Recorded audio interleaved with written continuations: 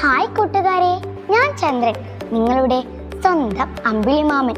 ഇംഗ്ലീഷിൽ moon, Luna എന്നൊക്കെ പറയും.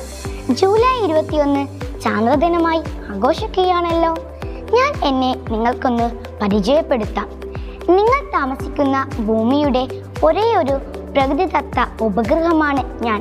ഭൂമിയിൽ നിന്ന് ശരാശരി 3,84,403 കിലോമീറ്റർ ദൂരെയാണ് ഞാൻ ഉള്ളത്.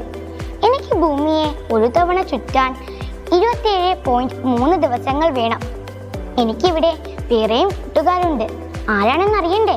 നമ്മുടെ സൂര്യൻ, മറ്റ് ആകാശഗോളങ്ങൾ. നിങ്ങളുടെ നാട്ടിൽ നിന്നും പലരും എന്നെ കാണാൻ ഇവിടെ വന്നിട്ടുണ്ട്. അവരെ നിങ്ങൾ